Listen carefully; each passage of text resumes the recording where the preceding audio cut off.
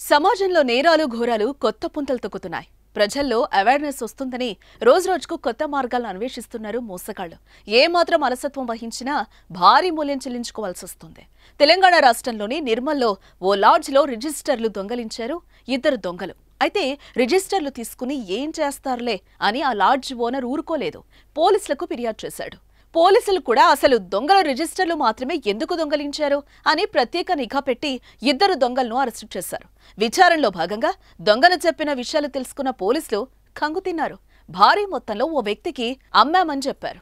Shock అయిన పోలీసులు దర్యాప్తును మరింత వేగవంతం చేశారు. ఇంతకీ ఆ రిజిస్టర్లు కొన్న వ్యక్తి ఎవరో, ఎందుకు కొన్నాడో ఇప్పుడు తెలుసుకుందాం.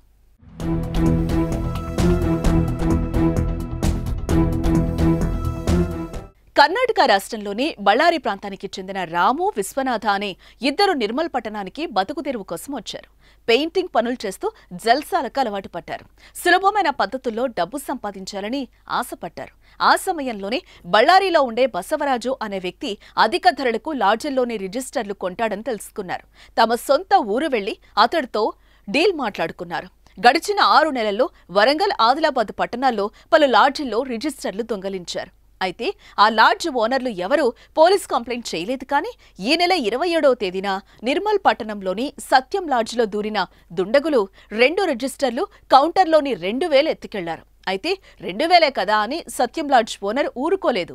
రిజిస్టర్లలో కస్టమర్ల వ్యక్తిగత విషయాలుంటాయి, ఏదో మోసం జరిగే ఛాన్స్ ఉంది అని పోలీసులకు ఫిర్యాదు చేశాడు. కేసును ఛాలెంజ్గా తీసుకున్న పోలీసులు గట్టి నిఘా పెట్టి దొంగలు రాము, విశ్వనాథ్ను పట్టుకున్నారు. విచారణలో భాగంగా వాళ్లు చెప్పిన బసవరాజు ఎందుకు లాడ్జ్ రిజిస్టర్లు అధిక ధరకు కొంటున్నాడని తెలిసి కంగుతిన్నారు. బసవరాజు తెలంగాణలోని లాడ్జ్ల నుంచి రిజిస్టర్లు దొంగలించి తెప్పించుకుని అందులో యువజంటలను గుర్తించి లేదా భార్యాభర్తలా కాదా అని తెలుసుకుని వారికి ఫోన్ చేసి బెదిరించి డబ్బులు వసూలు చేసేవాడని తెలుసుకున్నారు. ఒకవేళ భార్యాభర్తలైతే వాళ్ళ సీక్రెట్ వీడియో ఉందని బెదిరించి డబ్బులు కొట్టేసేవాడని గుర్తించారు. రాము, విశ్వనాథను జైలుకు పంపిన పోలీసులు బసవరాజు కోసం వెతుకుతున్నారు. సీసీ కెమెరాలు, కంప్యూటరైజ్డ్ డేటా మెయింటైన్ చేసే లాడ్జిలకు మాత్రమే వెళ్లాలని, సీసీ కెమెరాలు, కంప్యూటర్ లేని లాడ్జిలకు వెళ్లొద్దని పోలీసులు తెలుపుతున్నారు.